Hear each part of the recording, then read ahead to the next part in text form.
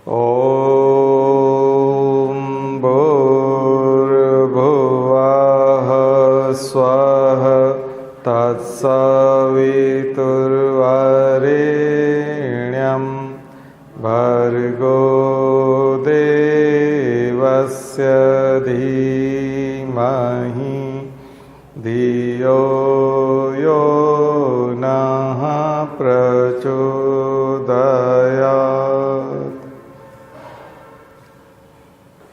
तो इस पूरी तैयारी के दौर में आपको 3-4 चीज़ों का ख्याल रखना पड़ेगा। एक तो जो हमारी एमसीक्यू वाली एग्ज़ाम होती है, ऑब्जेक्टिव वाली प्रीलिम्स, उसकी पर्याप्त प्रैक्टिस हो, पर्याप्त अभ्यास आपको रखना पड़ेगा।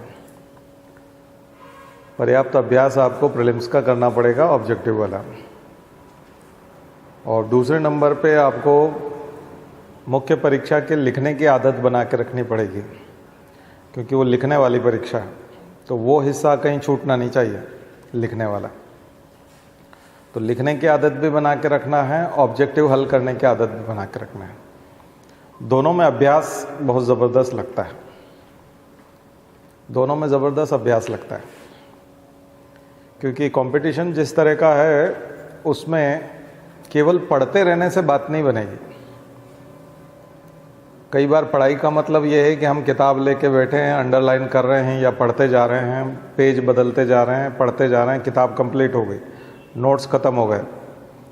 तो नोट्स ख़त्म करने से, किताबें ख़त्म करने से केवल बात नहीं बनेगी, उससे ज्ञान आएगा ज़रूर, पर जो शुद्ध हिंदी में जिसको निधिध्यासन कहते हैं, निधिध्यासन का मतलब इम्प्लीमेंट करना, उसको कंप्लायंस करना, उसको अपनी ज़िंदगी में, यानी उसको अभ्यास में लेके आना।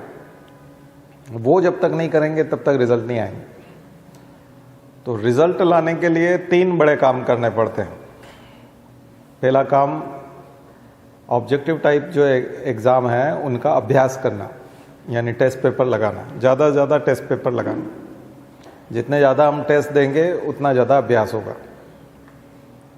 और गलतियां जो हुई है उस पर विचार करना कि आखिर बी आंसर था और हम सी पे क्यों गए, बी पे क्यों नहीं गए, और बी आंसर क्यों था, सी क्यों नहीं था, डी क्यों नहीं था, इसका एक्सप्लेनेशन पढ़ना, उसको समझने की कोशिश करना, रुक करके समझने की कोशिश करना। ये अभ्यास जो है ये आपकी ज़िंदगी का हिस्सा बन जाता है और आपके व्यक्तित्व का हिस्सा बन जाता है, पर्सनालिटी का हिस्सा बन जाता है। वो पर्सनालिटी डेवलप भी करता है। तो तीसरे नंबर पे जो मैं बोलना चाह रहा था कि इंटरव्यू जो होता है उसको यूपीएससी पर्सनालिटी टेस्ट कहता है। वो बताता है कि पर्सनालिटी टेस्ट, व्यक्तित्व परीक्षण। तो वो व्यक्तित्व को परीक्षा का टेस्ट करेगा, तो व्यक्तित्व बनेगा कैसे?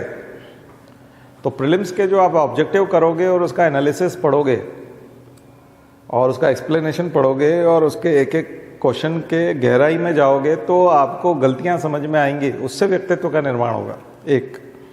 और दूसरा, मेंस में टू द पॉइंट लिखने की जो अप्रोच आएगी, तो आप तमाम चीज़ें पढ़ोगे, बहुत सारी चीज़ें पढ़ोगे। हो सकता है कि आप 5000 शब्द, 10,000 शब्द पढ़ो, फिर उसमें से 200 शब्द लिखने की कोशिश कर रहे हो। 10,000 शब्द पढ़ने के बाद 200 शब्द लिखने की कोशिश करना, ये तभी कर पाएंगे जब वो हमारे व्यक्तित्व का हिस्सा होगा। तो 3 बड़े काम करना पड़ेंगे। एक काम अपने आप हो जाएगा, व्यक्तित्व निर्माण फिर अपने आप हो जाएगा। तो व्यक्तित्व निर्माण, पर्सनालिटी डेवलपमेंट जिसको कहते हैं, वो तीसरा हिस्सा है। उसका डेवलप होना भी बहुत ज़रूरी है, जिंदगी के लिए भी, नौकरी के लिए भी और परीक्षा के लिए भी। 3 जगह काम आएगा। व्यक्तित्व निर्माण अगर होगा तो वो 3 जगह काम आएगा। परीक्षा में भी काम आएगा, एग्ज़ाम निकलवाएगा आपकी, और ज़िंदगी में काम आएगा। रोज़ बरोज़ की जो समस्याएं हैं वो कम हो जाएंगी, सावधानियां बढ़ जाएंगी, प्रिकॉशंस बढ़ जाएंगे। जो प्रॉब्लम खड़ी होने वाली है वो नहीं होगी। आपको मालूम है कि इससे, इस प्रकार की बात करने से दिक्कत पैदा होती है, तो आप वो बात करना बंद कर दें। ऐसा काम करने से 2 घंटे स्ट्रगल करना पड़ता है, तो फिर वो काम बंद कर दें। ये व्यक्तित्व का हिस्सा हो जाता है डेली रूटीन में। तो हम किसी से भिड़ते नहीं हैं, क्योंकि हमारी एनर्जी चली जाती है भिड़ने में, समझाने में एनर्जी चली जाती है, बल्कि हम बाईपास कर जाते हैं और अपना काम कर लेते हैं। फिर हम जब एक ऊंचाई पे पहुंच जाएंगे तो फिर हमारी मात्र वहाँ ऊंचाई पहुंचने मात्र से ही वो समस्या समाप्त हो जाएगी, कोई शिकायत ही नहीं रहेगी। तो हमें वहाँ पहुंचने की कोशिश करना चाहिए जहाँ पर शिकायत खत्म हो जाए। शिकायत को वहाँ दूर करने की कोशिश करेंगे तो वो संघर्ष होगा। इसलिए ऐसी शिकायतें दूर करने की कोशिश नहीं करना जिसमें संघर्ष होता हो। तो आपको संघर्ष नहीं करना, संघर्ष से बचने के लिए बाईपास कर जाना है और ऊंचाई पे जल्दी से पहुंच जाना है, तो संघर्ष समाप्त हो जाएगा। ठीक है, कई जगह माफ़ी मांगनी पड़ सकती है, सॉरी बोलना पड़ सकता है, हो सकता है कई जगह आपको स्वीकार करना पड़ सकता है कि हाँ ठीक है, बट काम हो जाएगा आपका, आप बढ़ जाओगे ऊंची जगह पर। ध्यान रखिए, कई बार ये समझ जो है 35 साल की उम्र में आती है, 40 साल की उम्र में आती है। ये वाली समझ कई बार 45 साल की उम्र में आती है। अगर ये 25 और 30 के आसपास अगर समझ में आ जाए तो उसका सिलेक्शन हो जाए, क्योंकि वो स्ट्रगल कर रहा होता है अनावश्यक। तो ये व्यक्तित्व का हिस्सा है, ये व्यक्तित्व बनता है इससे, इसी को व्यक्तित्व कहते हैं, पर्सनालिटी इसी को कहते हैं। 3 तरह की पर्सनालिटी जो बताते हैं, फिजिकल, मेंटल और स्पिरिचुअल। तो ये मेंटल वाला पार्ट है। फिजिकल तो आप एक्सरसाइज करोगे, प्राणायाम करोगे, योगा करोगे, वो फिजिकल ठीक हो जाएगा। प्रोटीन डाइट लोगे, खाना पीना सुधारोगे, वो फिजिकल वाला पार्ट हो जाएगा। खाने पीने वाला, आपको रात को जगना है तो कॉफ़ी पीना, ये फिजिकल वाला पार्ट है, क्योंकि आपकी नींद उड़ा के रखती है कॉफ़ी। चाय पीते हैं आप ताकि लंबे समय तक पढ़ सके, तो ये फिजिकल वाला पार्ट है। ये उसके ट्रीटमेंट है, आप चाय कॉफ़ी पी के काम चलाते हो, ठीक है, वो किसके काम है। लेकिन दाल चावल खा करके, बहुत सारे दाल चावल खा करके तो नींद आएगी, ठीक है। उसके बजाय केवल दाल पी लो 1 गिलास और उससे आप पढ़ाई करो तो ज़्यादा अच्छे से पढ़ाई कर पाओगे। प्रोटीन भी है, नॉलेज भी ज़्यादा आएगा और नींद भी नहीं आएगी और पेट भी भर जाएगा। तो ये डिपेंड करता है। तो स्वाद को भी तिलांजलि देनी पड़ती है, टेस्ट को, अपनी मनपसंद चीज़ों को तिलांजलि दे दो ताकि हम पढ़ सकें, अपना निर्माण कर सकें। तो ये 3 चीज़ें प्रैक्टिस में करेंगे तो सफलता आपके पास होगी। कई लोग एक चीज़ पे फोकस करते हैं जो तीनों का निर्माण नहीं करती, न तो वो ऑब्जेक्टिव की तैयारी करवाती है, ना वो मेंस के लिखने वाली प्रैक्टिस होती है, ना ही उसके व्यक्तित्व में कोई परिवर्तन आता है। वो काम है किताबें पढ़ना, केवल किताबें पढ़ना, नोट्स पढ़ना। लोग पढ़ाई ज़्यादा करना चाहते हैं, वो कंफर्ट जोन में भी रहता है आदमी। सबको दिखता है सुबह से बैठा है, कॉपी किताब है साथ में और पढ़ता हुआ दिखता है। दया भी आती है सब लोगों को और पढ़ता हुआ दिखता भी है आदमी, लेकिन रिजल्ट नहीं आते उससे रिजल्ट नहीं आता है, क्योंकि जो आउटपुट आया उसको आपने कहीं अप्लाई करके नहीं देखा। तो अप्लाई करके देखिए, ठीक है। हम लोग यहाँ, हमारी थोड़ी सी मजबूरी है कि हम बहुत ज़्यादा लंबा गाइडेंस नहीं दे पाते हैं। 1-1.5 घंटा हम सप्ताह में 2 क्लास लेते हैं 1.5 घंटे की। तो यहाँ में आपको जिम्मेदारी जो है आपको खुद को थोड़ी संभालनी पड़ेगी। हमारी जो रेगुलर क्लास होती है उसमें तो हम 4 घंटा डेली पढ़ाते हैं, तो उनको हम संभालते रहते हैं, उनकी प्रोग्रेस भी देखते रहते हैं, उसको संभालते रहते हैं। लेकिन यहाँ थोड़ी सी आपकी जिम्मेदारी है कि आप थोड़ा सा डिसिप्लिन, ऑटो डिसिप्लिन, खुद के ऊपर अनुशासन लेके आइए और खुद ही आपको करना पड़ेगा ये, क्योंकि हम बहुत ज़्यादा आपको वॉच नहीं कर सकते। आप में से बहुत सारे लोगों के नाम भी हम नहीं जानते, आपसे कई बार आपका रिजल्ट भी नहीं पूछते कि आपने क्या किया। बहुत सारे लोग YouTube पे देख रहे हैं, आप लोगों को तो चलो ठीक है, हम सामने देख भी रहे हैं कि आप कितना सिंसियरली सुन रहे हैं, लेकिन बहुत सारे लोग जो YouTube पे सुनते हैं उनका तो पता ही नहीं चलता कि वो क्या कर रहे होंगे, सुन भी रहे कि नहीं, या सुनने के बाद वो कैसा रिएक्शन दे रहे, तो हमको वो तो पता नहीं चलता। तो वहाँ उसकी खुद की जिम्मेदारी है व्यक्ति की कि वो अनुशासन में रहे और अनुशासन का पालन करे, तो रिजल्ट आ जाएगा। रिजल्ट कठिन नहीं है, पर ये कोऑर्डिनेशन है इन तीनों का, ऑब्जेक्टिव हल करने का, लिखने का और व्यक्तित्व परिष्कार का। पूरा पर्सनालिटी रिफाइनमेंट जिसको कह सकते हैं, रिफाइन हो जाती है पर्सनालिटी। और जितना अभ्यास करेंगे उतनी रिफाइन होगी, जितना अभ्यास करेंगे उतनी। जैसे कोई ज़्यादा लिखता है तो हैंडराइटिंग सुंदर भी होती है, स्पीड भी बढ़ जाती है। ज़्यादा लिखने से होता है, आप ज़्यादा लिखिए, क्वालिटी समझ में आ जाएगी। जो व्यक्ति बहुत ज़्यादा लिखता है उसकी हैंडराइटिंग दिख भी जाती है कि ये बहुत ज़्यादा लिखता है। जो बहुत कम लिखता है उसकी हैंडराइटिंग भी समझ में आ जाती है कि ये लिखा पढ़ी कम करता है, इसको लिखने की आदत कम है, वो समझ में आ जाता है। क्योंकि जो स्पीड से लिखता है उसकी कलम जब उठती है तो अंतिम हिस्सा जो होता है अक्षर का वो तीखा हो जाता है, तो उसे आइडिया लग जाता है कि कितनी स्पीड से लिखा गया।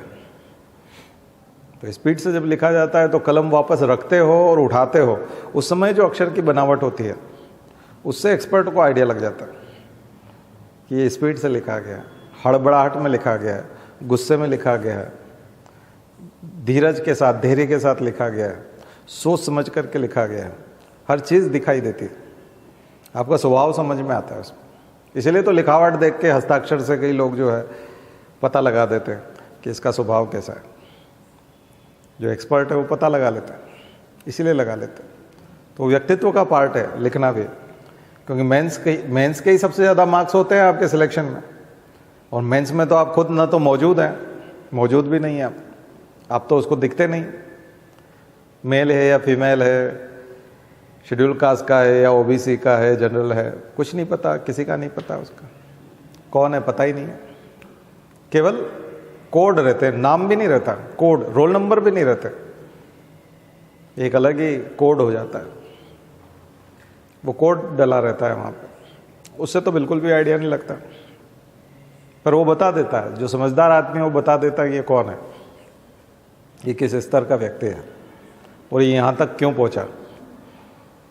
तो जनरल का कट ऑफ ऊपर जाता है तो उसकी कॉपी अलग दिखेगी थोड़ी, फिर कट ऑफ के हिसाब से समझ में आ जाता है कि ये बहुत ही हल्का फुल्का लिख रहा है, उसके बावजूद ये मेंस दे रहा है, इसका मतलब ये एसटी का होगा, आइडिया लग जाएगा, उसमें आइडिया लग जाएगा लिखने से। और वो भी उतना समझदार हो, कॉपी चेक करने वाला, तब समझ में आएगा उसको, ठीक है ना।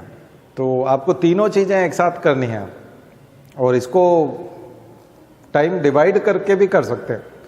कुछ हिस्सा 4 घंटा इसको दे दिया, 6 घंटा इसको दे दिया, लेकिन एग्ज़ाम जैसे अभी मेंस किए तो 100% आपको मेंस का देना पड़ेगा, प्रीलिम्स है तो 100% प्रीलिम्स को देना पड़ेगा, 2 महीने पहले, 3 महीने पहले, तब तो आपको 100% उसी को देना पड़ेगा। इंटरव्यू जब होगा तब आप पूरी तरह से पर्सनालिटी पे फोकस करोगे, क्योंकि 2 महीने बाद इंटरव्यू है तो फिर आप पूरा उसी पे फोकस करोगे, तब तो आपको 100% देना पड़ेगा। लेकिन आम दिनों में अभी कोई अगर फर्स्ट ईयर में है, कोई 12वीं में है, 11वीं में है, छोटी क्लास में, और अभी से अगर तैयारी करना चाहता है तो 3 हिस्से बांट ले अपनी ज़िंदगी के इस हिस्से।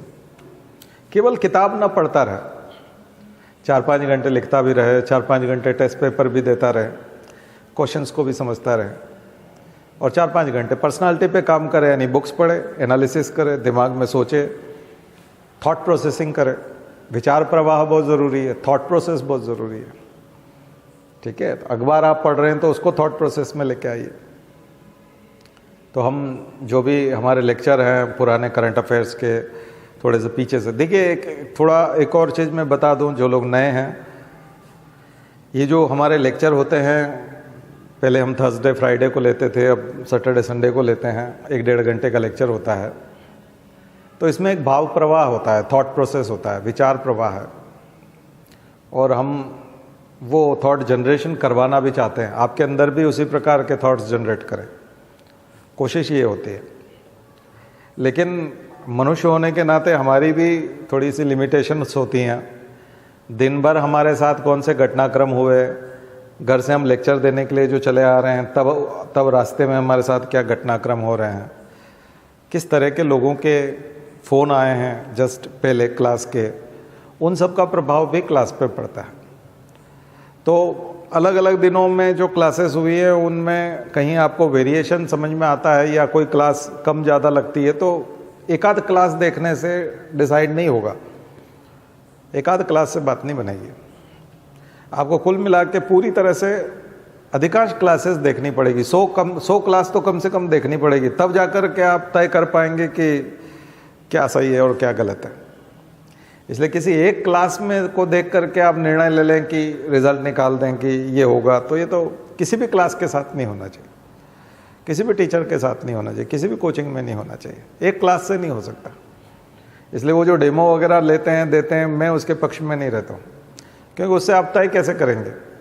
हो सकता है मैं अपना सबसे बेस्ट लेक्चर डेमो के तौर पे दे दूँ, बाकी दिनों में मैं अच्छा ना पढ़ाऊँ, या हम कई सारे टीचर जिस कोचिंग में पढ़ाते हैं वहाँ वो सबसे अच्छा टीचर ला के खड़ा कर देते हैं, उसका भी सबसे बेस्ट लेक्चर करवा देते हैं। ठीक है, तो जैसे स्कूल में होता है ना टीचर कि कोई अच्छा गाना गाता है लड़का या लड़की, तो उसी को खड़ा करके जो इंस्पेक्शन होता है, स्कूल इंस्पेक्टर आता है तो उसको उसी से खड़ा करके करवा दिया। सबसे इंटेलिजेंट बच्चे को खड़ा करके और उससे कहा इससे पूछ लो, कोई भी आपको पूछना है तो ये हर तरह के जवाब दे देता है। हम ऐसा पढ़ाते हैं, देखो इस बच्चा खड़ा हो जा तो वो फिर वो इंस्पेक्टर बोलता है नहीं हम रेंडम पूछेंगे और हमारी इच्छा होगी उससे पूछेंगे, आप खड़ा नहीं करोगे क्योंकि आप तो जानते हो। तो डेमो वैसे ही होता है। तो डेमो वगैरह तो सब बकवास चीज़ है, डेमो से कुछ नहीं होता। लेकिन आप उसके 8-10 लेक्चर देखो, 8-10 देखो, 100 देखो, उसके बाद आपको पता चलेगा कि क्या बताया जा रहा है और वो किस स्तर का बताया जा रहा है। ठीक है, तो पीछे की तरफ जाइए और लेक्चर देखते जाइए। अभी जो लेक्चर है उससे पीछे की तरफ जाइए और थोड़े लेक्चर आप देखेंगे तो मैं जो बता रहा हूँ आपको वो हिस्सा पर्सनालिटी वाला सबसे ज़्यादा उभर करके आएगा। पर्सनालिटी में परिवर्तन आएगा। 2 या 3 महीने अगर आप लेक्चर देख लोगे लगातार और अगर आप 50-100 लेक्चर देख पाए तो आपके सोचने के तरीके में परिवर्तन आ जाएगा। रोज़मर्रा की ज़िंदगी में जो डिसीज़न मेकिंग होती है हमारी, उसमें चेंज आने लग जाएंगे। आपको हर जगह कई जगह पछतावा होता था या कई जगह धोखा मिलता था, वो सब चीज़ें ख़त्म हो जाएंगी। आदमी को परखने की क्षमता आ जाती है, मार्केट को परखने की क्षमता आ जाती है, चीज़ों को परख करके खरीदने की क्षमता आ जाती है, लिखने की क्षमता आ जाती है, बोलने की क्षमता आ जाती है। और फिर ऑब्जेक्टिव की तो आई जाएगी, क्योंकि इतना कुछ होगा तो असर फिर ऑब्जेक्टिव के सिलेक्शन में भी आएगा। तो ये पूरा कंप्लीट पर्सनालिटी डेवलपमेंट होगा, टोटल क्वालिटी मैनेजमेंट होगा आपका, सारे सर्वगुण संपन्न बनेंगे आप। पर्सनालिटी डेवलपमेंट मतलब सर्वगुण संपन्न वो बनते हैं आप, और आपको वो चीज़ें समझ में आने लगती है। और यही ज़िंदगी है, ज़िंदगी का फलसफा यही है कि आप उसको वहाँ तक पहुँचाएं। और ज़िंदगी की सच्चाई भी यही है कि हमको जीवन ऐसे ही जीना चाहिए। ऐसा जीवन नहीं होना चाहिए अनगढ़ वाला, कचरा जीवन नहीं होना चाहिए जिसमें धोखा भी खाते रहते हैं, घिसटते रहते हैं, पिटते रहते हैं, कोई भी बेवकूफ़ बना जाता है, फिर कॉन्फिडेंस लेवल चला जाता है हमारा। जब हम अधिकांश जगहों पे ठगाते हैं, कई बार हम लोगों को फ़ोन आता है और हम 25,000 रुपये कट जाते हैं हमारे अकाउंट से। बात 25,000 रुपये की नहीं, 25,000 रुपये तो आप फिर से कमा लोगे, बहुत बड़ी चीज़ नहीं है। लेकिन समस्या ये है कि आपको कई बार ज़िंदगी में या 1 साल तक 2 साल तक ऐसा महसूस होगा कि मतलब मुझे बेवकूफ़ बनाया जा सकता है, मेरे खाते से बेवकूफ़ बना करके 25,000 निकाले जा सकते हैं। मतलब फिर मैंने पढ़ाई लिखाई, मैं ग्रेजुएट हूँ तो क्या मैं ग्रेजुएट नहीं हूँ? वो सवाल आने लगेंगे। और वो जो हीन भावना अंदर जन्म लेगी वो आपके व्यक्तित्व को कमज़ोर कर देगी और आप बेकार आदमी हो जाएंगे। धीरे धीरे आप कचरा हो जाएंगे, आपकी ज़िंदगी कचरा हो जाएगी। तो ठगाना नहीं है किसी भी तरह से, विचारों के रूप में भी नहीं ठगाना। कोई बेवकूफ़ आदमी से आप इम्प्रेस थे और बाद में वो जेल में पकड़ा गया और जूते खा रहा है और ये पब्लिक उसको पीट रही है और आप पहले उसको भगवान मानते थे, तो इसका मतलब है कि कहीं ना कहीं आप बेवकूफ़ थे, आप ठगा गए ना। तो विचारों के रूप में भी नहीं ठगाना, श्रद्धा में भी नहीं ठगाना आपको। आपकी श्रद्धा कमज़ोर नहीं होनी चाहिए, श्रद्धा भी ज़बरदस्त होनी चाहिए, विचार भी ज़बरदस्त होने चाहिए, तब जा कर के आप एक्यूरेसी उसमें आएगी टिक लगाने में। ABCD में से तब सही कर पाएंगे, नहीं तो वहाँ पे भी तो ठगाते हैं, घर आके सिर पीटते हैं, कितना सिली क्वेश्चन था, मुझे तो ये पता था, ये आंसर था, फिर भी मेरे से गलत हो गया। ये वो 25,000 रुपये निकालने जैसा ही है कि आपका 25,000 रुपये निकाल ले गया। कई लोग बोलते हैं हाँ मुझे मालूम है पासवर्ड नहीं बताना चाहिए, हाँ मुझे मालूम है OTP नहीं बताना चाहिए। तुमको पता है? बोले हाँ पता है, अच्छी तरह से पता है। हर 3-4 दिन में एक मैसेज आ जाता है RBI की तरफ से, बैंक की तरफ से कि हम कभी आपसे कोई OTP नहीं पूछते। आदमी घबरा जाता है। एक और फंडा बेसिक जो आप दिमाग में बिठा लीजिए, कभी भी कोई भी फ़ोन कॉल आता है और आपके फ़ायदे की बात करता है, ध्यान रखिए वो बकवास होगा, वो फर्जी होगा। आपके फ़ायदे की चीज़ जब भी होगी तब आपको बहुत चक्कर काटने पड़ेंगे उस कार्यालय के, बैंक के, क्योंकि वो आपका फ़ायदा है, तब जाकर के आपको फ़ायदा हो पाएगा। आपके फ़ायदे के लिए आगे से कोई भी फ़ोन नहीं करेगा, ध्यान रखिए। और फ़ोन पे ही आपका भलाई कर देगा वो, ऐसा आश्वासन दे रहा है, इसका मतलब वो गलत है, फ्रॉड है, ध्यान रखें। आपका फायदा आगे से रह करके नहीं हो सकता, आपका काम करने के लिए आपको चक्कर काटने होंगे, 10 चक्कर कटवाएगा वो, इतनी आसानी से आपके फायदे का काम वो करेगा ही नहीं। वो बोलते हैं आपका एटीएम कार्ड बंद होने वाला है, हमको ये सब जानकारी दे दीजिए। तो हमारे एटीएम कार्ड की चिंता उसे क्यों है? हमारा एटीएम कार्ड कई बार बंद हो जाता है और हम नया लेना चाहते हैं तो फिर से आवेदन देना पड़ता है, बैंक जाना पड़ता है, कई बार फिर भी वो भूल जाता है तो उसको याद दिलाना पड़ता है, भाई भेजा कि नहीं तुमने। बहुत मुश्किल काम है। इसलिए आगे रह करके सस्ते के चक्कर में जब भी कोई कहता है कि आपको इतना इनाम खुला है, ये सब फर्जी चीज है, ध्यान रखिए। यही चीज इधर भी शामिल हो रही है, करियर में भी यही चीज एग्जाम में भी काम आती है। तो जो चीजें आपको ललचाती है वो कई बार सही नहीं होती है, तो ठगाना वहां पे भी नहीं है। ठगाना सब जगह एक जैसा ही है। पढ़ने लिखने के बाद भी आप प्री नहीं निकाल सकते, अच्छी तरह से पढ़ने लिखने के बाद भी आप मेंस नहीं लिख सकते, इसका मतलब आप ठगा गए, क्योंकि आप घंटों बैठे तो थे किताब लेके, उसके बावजूद आप कर तो पा नहीं रहे, तो आपको ठग लिया एक तरह से। तो पर्सनालिटी की कमजोरी जो है आपको बाहर करती है, आपकी जेब का पैसा चला जाता है, आपको कोई बेवकूफ बना जाता है, ठीक है। तो किसी की भी बातों में इतनी आसानी से नहीं आना है और इतनी आसानी से उन पर विश्वास नहीं करना है। ये बहुत ज़रूरी है पर्सनालिटी के लिए। नहीं तो फिर क्या होता है कि जब 3-4 लोग ठग जाते हैं ना, तो उसमें हीन भावना आ जाती है, क्या मतलब मेरे ही अंदर कमी है। फिर जो जानकार लोग होते हैं, करीबी होते हैं, वो जिम्मेदार भी ठहराने लगते हैं कि तुम ही ऐसे हो, इस वजह से ऐसा हो रहा है, बार बार गलती तुम्हारी है। तो प्रतिबंध भी उसी के ऊपर आते हैं, जो मिलने वाला होता है वो भी उसको नहीं मिलता। कई बच्चों को खेती बाड़ी में और मकान में जो बंटवारा होता है उसमें हिस्सा इसलिए नहीं मिलता है क्योंकि तुम दिमाग से कमजोर हो, तुम खो दोगे और तुम इसका ख्याल नहीं रख पाओगे जमीन का, तो इसलिए बंटवारा उस तरह से नहीं होगा।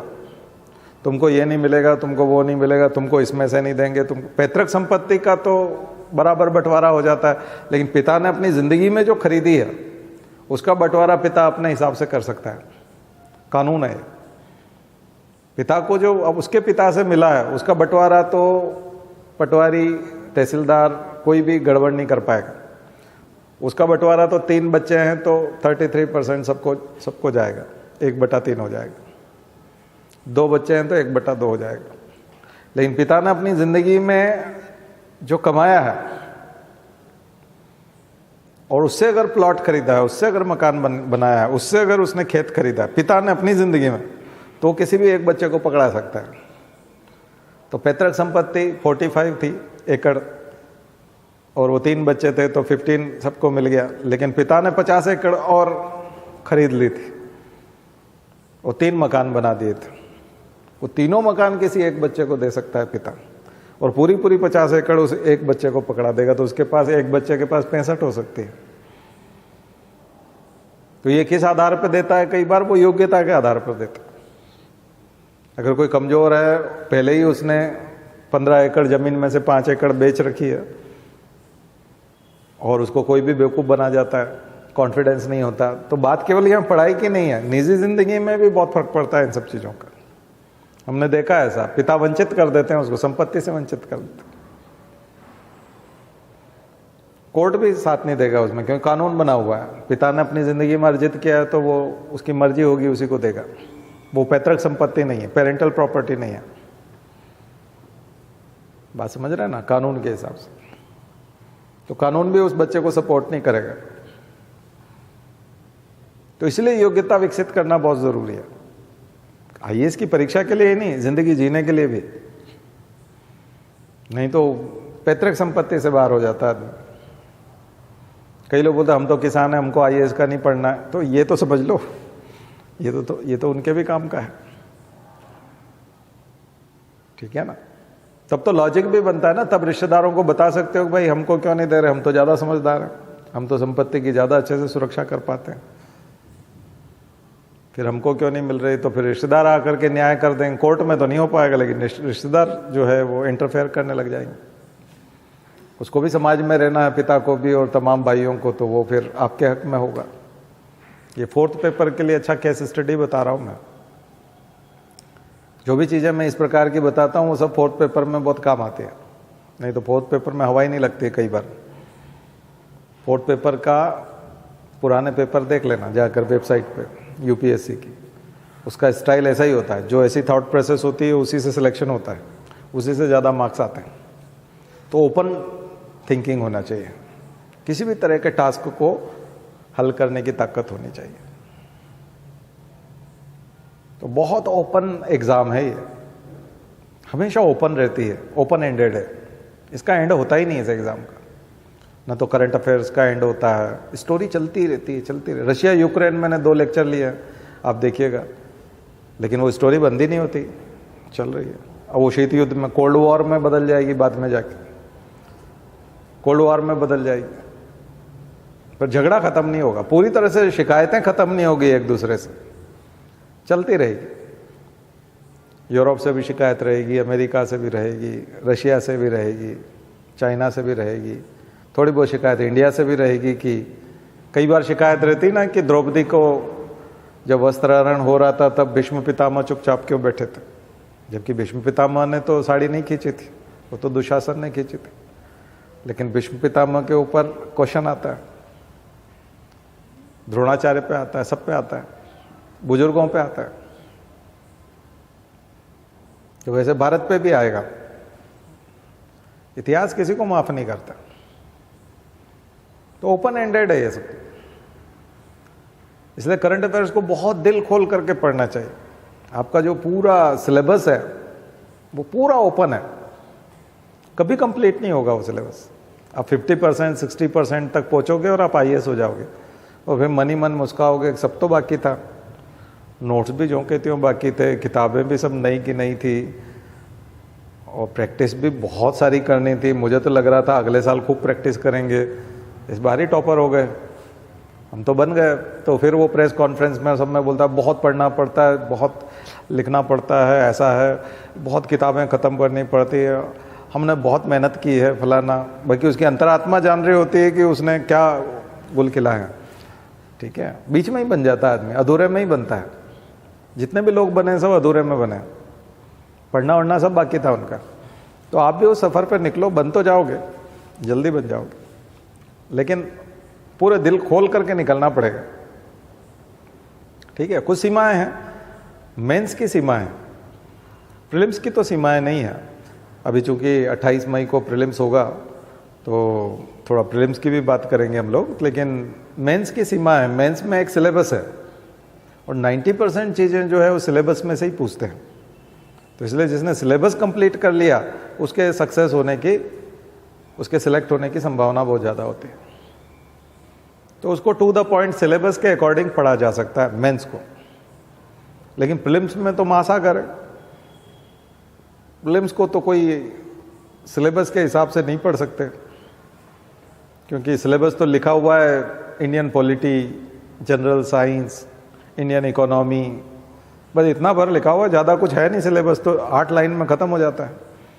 लेकिन क्वेश्चंस जब आते हैं तो बोलते हैं ये कहाँ से आया, आप किसी में डाल के देखो, उसको मैच ही नहीं करेगा वो सिलेबस से ज़्यादा। इसका मतलब वो बहुत महासागर, बहुत बहुत विशद है, बहुत विशाल है उसका क्षेत्र। इसलिए आप देखो किसी का 6ठा अटेम्प्ट है और पहले 5 बार उसने जो है मेंस दिया है, अब 6वीं बार फिर मेंस दे रहा है, ऐसे बच्चे हैं। बट उसके जो प्रीलिम्स का कट ऑफ है वो 95 था और उसके आए थे 135। प्रीलिम्स का कट ऑफ कितना था? 95, और उसके कितने आए? 135 आए। तो इतने ज़्यादा कैसे आए? इसने ज़्यादा इसलिए आए क्योंकि वो 6 साल से तैयारी कर रहा है और 6 साल से डीप में चला गया, तो कट ऑफ से बहुत आगे निकल जाता है। इसका मतलब वो तैर लिया, महासागर में तैर लिया, उसको गहरे गोते लगाने आ गए, उसको मोती चुनना और सीपियाँ चुनना आ गया, उसको कहाँ कहाँ उसको टेक्निक समझ में आ गई कि प्रीलिम्स में कैसे क्वेश्चंस ठीक होते हैं। प्रैक्टिस हो गई उसकी, इतनी प्रैक्टिस हो गई, और बार बार मेंस दी। बस ये है कि उसने लिखना कभी भी सीखा नहीं, इसलिए उसका मेंस अटक जाता है। प्रीलिम्स भी हो जाता, मेंस भी हो जाता, इंटरव्यू भी हो जाता, तो फर्स्ट अटेम्प्ट में निकाल ले जाता हूँ। कई लोग फर्स्ट अटेम्प्ट में फर्स्ट रैंक ले आते हैं। तो कैसे ले आते हैं? क्योंकि वो 8वीं से लिख रहे हैं, 8th क्लास से लिख रहे हैं। ऐसा कभी चमत्कार नहीं होता कि अभी अभी ग्रेजुएशन किया और 6 महीने पढ़े और इंडिया में फर्स्ट आ गए। उनका जीवन जीने का स्टाइल एजुकेशनल है, शैक्षणिक जीवन है उनका, पूरा का पूरा एजुकेशनल लाइफ है। 8वीं में भी वो प्रीलिम्स मेंस इंटरव्यू की तरह जीते थे, 9th में भी प्रीलिम्स मेंस इंटरव्यू जी रहा था, 10th में भी उन्होंने जिया था। ढेरों बच्चे ऐसे हमने देखे हैं जिनकी शुरू से लाइफ वैसी थी, वो निकाल ले जाते, लाइफ स्टाइल बना लेते हैं वो उसको। उनके दोस्त नहीं होते, उनका खेलना कूदना नहीं होता, वो रिश्तेदारों में नहीं जाते, वो फैमिली फंक्शंस में नहीं जाते, वो अलग ही टाइप के बच्चे होते हैं। स्कूल में भी लाइब्रेरी की डिमांड करते हैं, बुक्स की डिमांड करते हैं। टीचर उनको अलग से स्कूल में 9th में 10th में अलग अलग किताब की बुक मंगा करके उसको, केवल उस बच्चे के लिए किताबें मंगाते हैं। प्रिंसिपल कई बार, स्कूल का मैनेजमेंट केवल उस बच्चे के लिए किताबें मंगाता है क्योंकि उसकी डिमांड है। पेरेंट्स उसके हिसाब से किताबें लेके आते हैं। बड़ा भाई 12वीं में पढ़ रहा है, बड़ा भाई कॉलेज में पढ़ रहा है, उसके हिसाब से किताब नहीं लाते, उसके हिसाब से लाते हैं, चाहे वो 8वीं 9वीं में हो। क्यों लाते हैं? क्योंकि उसकी डिमांड बड़ी स्पेसिफिक होती है। तो जिसकी ज़िंदगी ऐसी होती है वो फिर फर्स्ट अटेम्प्ट में निकलना ही है। वो तो कि एग्ज़ाम का इंतजार ही कर रहा है, कच्चा चबा जाता है वो एग्ज़ाम को। ये रहा प्रीलिम्स, ये पकड़ो तुम्हारा मेंस, और ये रहा तुम्हारा इंटरव्यू। रखा कुछ नहीं है उसमें। जैसे आम को चूस के फेंकते हैं वैसे एग्ज़ाम को चूस के फेंक देता है वो। ये रहा उसका निष्कर्ष, सार ये है। क्योंकि वो तो उस हिसाब से ज़िंदगी जी रहा है ना। आपका फाइट उन लोगों से भी है, इसलिए जल्दी एग्ज़ाम निकालिए। हर साल 100 लोग ऐसे एंटर कर जाते हैं जो फर्स्ट अटेम्प्ट में रैंक ले लेते हैं। हर साल 100 लोग होते हैं ऐसे। 1000 के रिजल्ट में 100 लोग होते हैं जो पहला ही अटेम्प्ट का इंतज़ार कर रहे थे, 21 साल होने का इंतज़ार कर रहे थे। जब भी उनको पहली बार एग्ज़ाम देने का मौका मिलता है वो ले जाते हैं। 100 लोग होते हैं हर साल।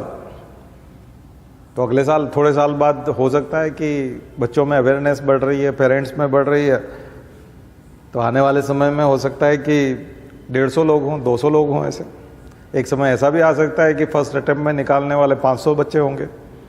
तो कंपटीशन तो बढ़ता जा रहा है। फिर बाकी बच्चों के लिए तो 500 ही सीट बची है जो बार बार रिकरिंग एग्ज़ाम करते रहते हैं, ट्राई करते रहते हैं। यहाँ पे भी वो एक IPS थे, आगे आगे बच्चे को बिठाते थे। तो यहाँ पे भी जब वो, हाँ, मैंने बोला भी उनको, मैंने कहा बहुत छोटा बच्चा है, इसको देख के तो मेरे शब्द ही नहीं निकलेंगे क्योंकि बहुत ही छोटा है। इतने छोटे बच्चों को मैंने कभी पढ़ाया नहीं। लेकिन वो बोले नहीं सर ये बनेगा। बन गया वो।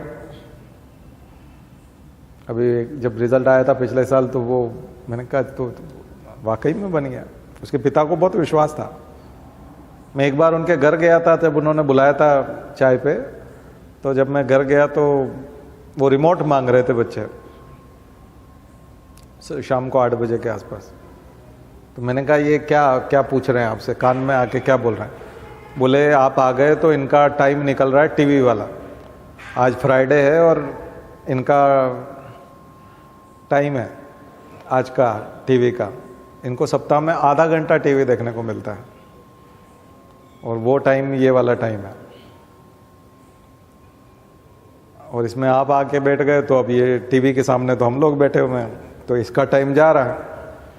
तो ये बोल रहा है कि अंकल कब जाएंगे, आप लोग बाहर निकलो, बाहर लॉन में जाके बैठो, मुझे टीवी देखनी, क्योंकि मेरे को एक सप्ताह में आधे घंटे टीवी देखने को मिलती है और रिमोट कहाँ रखा है, हमको ला के दो क्योंकि मेरा हिस्से का टाइम है। तो ऐसा डिसिप्लिन था उनके घर में, तभी तो वो पिता बोल पा रहा था कि ये बन जाएगा। अब आप में से हमारे घरों में कहाँ ऐसे डिसिप्लिन है, पिता कहाँ इतने जागरूक हैं। थोड़ा ये अंदर झांक करके देखना पड़ेगा ना, किसके घरों में ऐसा माहौल है, तब पिता गर्व से बोल पाता है ना, आराम से बोल पाता है कि सर आप चिंता मत करो, ये अभी 8वीं में है, 7वीं में है, लेकिन ये IAS बन जाएगा, आप इसकी चिंता मत करो। इसलिए मैं कभी भी छोटे बच्चों से भी बात करते समय में मैं कभी भी हिचकिचाता नहीं हूँ। मैं जब शुरू में टीचर बना था, मेरी पहली नौकरी स्कूल में टीचर की थी, स्कूल में टीचर बना था। छोटा स्कूल तो नहीं था, 9 से 12th का स्कूल था। 9 से स्कूल शुरू होता था और 12 तक का।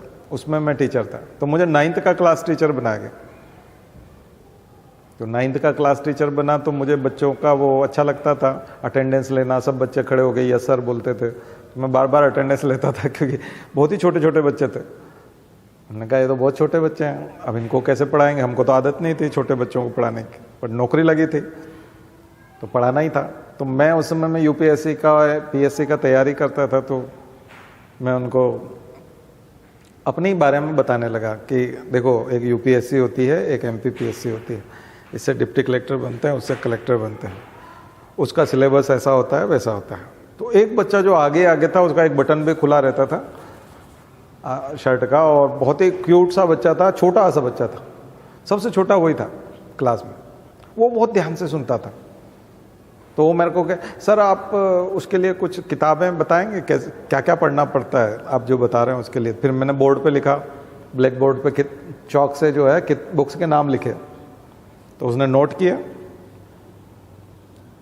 किए तो बाद में उसने अपने पिता से जाके मंगवाया होगा, कुछ किया होगा, लेकिन मैं तो फिर वो नौकरी छोड़ा है, ज़्यादा दिन मैंने नहीं की, मैं भूल भी गया, उस बच्चे को भी भूल गया, क्लास भी भूल गया, सब बहुत पुरानी बात है, जब मैं 21-22 साल का था, तो बहुत पुरानी बात होने से वो भूलने में आ गया। लेकिन अभी कुछ दिन पहले यानी 2011 के आसपास, 2010 में वो मैं एक कलेक्टर के साथ मैं डिनर पे था, उनके घर पे डिनर था मेरा, तो कलेक्टर बोले कि हमारे यहाँ एक एसडीएम है, मतलब आईएएस है पर वो अभी एसडीएम है और वो ट्रेनिंग पे आया हुआ है, मेरे यहाँ एसडीएम है, वो आपका स्टूडेंट है और अभी अभी आईएएस बना है। हमने कहा ये तो मतलब कौन है, मैंने कहा मैं तो जानता नहीं, तो बोले नहीं वो बहुत नाम लेता है आपका और बहुत ज़्यादा। तो आज मैं बुलाया उसको अभी, तो आएगा अभी, तो आके उसने पैर छुए, पर मैं पहचान नहीं पाया उसको क्योंकि वो तो बहुत बदल गया था, कई साल हो गए थे। तो फिर 15-20 साल बाद शायद मैंने उसको देखा हो, या तो फिर वो बोलने लगा सर अब मैं आपका बहुत पुराना स्टूडेंट हूँ और शायद आपने कोचिंग भी शुरू ही नहीं की थी तब सबसे पहले मैं आपसे पढ़ा हूँ। और मैं उसी दिन वो ब्लैक बोर्ड से जब कॉपी में मैंने नोट कर लिया था, घर जाके पिताजी को कहा ये सारी बुक्स मुझे चाहिए, और उन्होंने वो सारी बुक्स जो है वो मंगवा दी, और तब से मैं स्टडी करता था। तो ये एग्ज़ाम मुझे मजाक लगी और एकदम से निकल गई, तो ये क्रेडिट आप ही को जाता है। अगर आप उस दिन ब्लैक बोर्ड पे वो नहीं लिखते मेरे कहने से, आप कह देते अभी छोटे हो तुम, अभी तुम बाद में बताएंगे, टाल जाते, तो शायद आज मैं यहाँ नहीं होता, या पता नहीं होता एक अलग चीज़ है।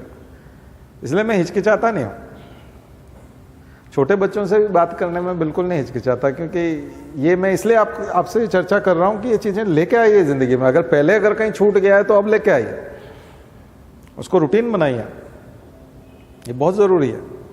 एक बार ऐसे ही मैं कहीं जा रहा था जॉब पे, तो मेरे साथ पढ़ती थी एक लड़की, वो स्कूल की प्रिंसिपल थी या सीनियर टीचर थी, तो उसने मुझे फ़ोन किया कि आप हमारे यहाँ, हमारे गर्ल्स स्कूल है, इसकी लड़कियों को कुछ गाइडेंस दे सकते हैं, इधर से आप निकलेंगे तो आधा घंटा आपका अगर मिल जाए तो इनको भी कुछ फ़ायदा हो जाएगा, क्योंकि आप तो करियर गाइडेंस करते हैं, बहुत लोगों को नॉलेज की बात करते हैं, थोड़ा ज्ञान इनको भी दीजिए। तो हमने कहा ठीक है हम आएंगे आधा घंटे के लिए। तो वो जो आधा घंटा निकाल के गए थे उसमें से एक आईएएस बन गया। एक लड़की जो है वो बोले आप सर, जब वो कहीं मिली हमको तो बोले सर वो आप एक बार आधे घंटे के लिए आए थे हमारे स्कूल में हमारी मैडम के कहने पे, और तब आपने जो बात बताई थी तब से हम पीछे पड़े थे सिविल सर्विसेज के, और आज यहाँ पर हैं। तो इसलिए कोई भी मुझे चीफ गेस्ट बनाता है या कहीं बुलाता है कोई, तो मैं बहुत कम मना करता हूँ। अब तो थोड़ा सा टाइट शेड्यूल हो गया इसलिए अब नहीं जा पाते, लेकिन पहले बहुत जाता था, बहुत गए हम लोग। और जहाँ भी गए वहाँ पर ये ना, एक किसान जो बीज फेंकता है तो बीज उगते हैं और बहुत बड़े बनते हैं। और ख़ास करके छोटी उम्र में जब आदमी अपने संकल्प ले रहा होता है, करियर का निर्माण कर रहा होता है, तब बहुत बहुत ज़्यादा ये फलते फूलते हैं ये चीज़ें। तो हमारी ज़िंदगी के बहुत सारे अनुभव हैं ऐसे। तो हम किसी को भी बेकार नहीं मानते, किसी की भी शक्ल पे नहीं जाते, किसी की उम्र पे नहीं जाते, किसी के कास्ट पे नहीं जाते, किसी के धर्म पे नहीं जाते। कोई भी कभी भी कोई भी चमत्कार कर सकता है, इसलिए हम उसमें पोटेंशियल देखते हैं।